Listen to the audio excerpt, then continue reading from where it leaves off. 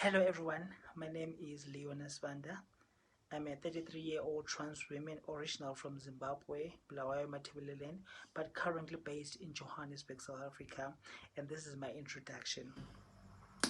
I only discovered that I was different when I was 5 years old in primary school. It all started when I began to express differently from the sex assigned at birth. Most kids did not understand who I was, what am I doing, and later on, I also did not understand myself, but felt so comfortable in my skin when I presented like a girl. That on having said that, that on its own led to like the bullying, being called names, being isolated by other kids, and I had to live my whole entire childhood, even up to high school, just like that, because it felt really so real for me. But the bullying and being isolated, it never ended. Soon after high school, I came across other trans girls that lived exactly like me. By that time, that's when I discovered the information about the LGBTI community, transgender men, transgender women, lesbians, gays, and bisexuals. Then I felt more comfortable in my life. Then soon after, I started to take the journey of fully transitioning. That's when I realized the hardships of being a trans woman in this present world we're living in. It became so tough because I realized that we do not have access to most of the things that the general population has. Things like accommodation. When a trans woman is chased away from home, it will be very scarce for you to find a place to stay unless if you find a shelter. Things like health. We don't have the correct like trans related health services around the world. Most of our trans community people are not able to access HRT. Some of them have to travel to other countries so that they can access HRT.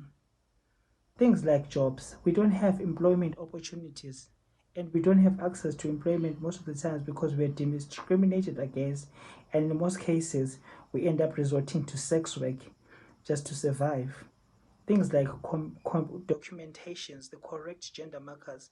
These are some of the things that most of our organizations are still advocating for, but we do not have those things because our policymakers, they don't want to change the policies so that we have this correct documentation.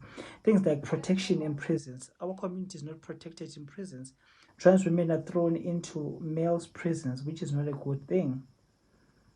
Later on, protection for children in school. Trans kids, they also need protection from the dangers and the harm that these other kids are imposing into their lives, like their mental health is compromised at an early stage.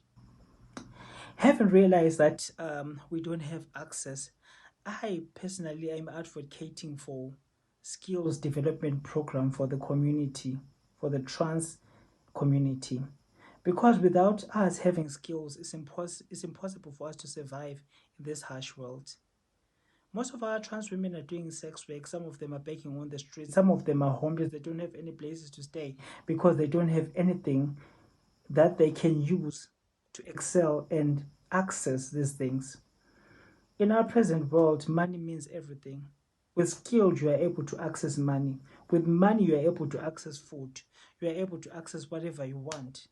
So I'm advocating that the trans community must get skills development program so that they are able to stand on their own and never have to face discrimination and never have to be discriminated and chased away from workplaces and never have to lack food and be begging on the streets and never have to resort to sex work for survival, but to have a skill that can propel them and take them to the next level.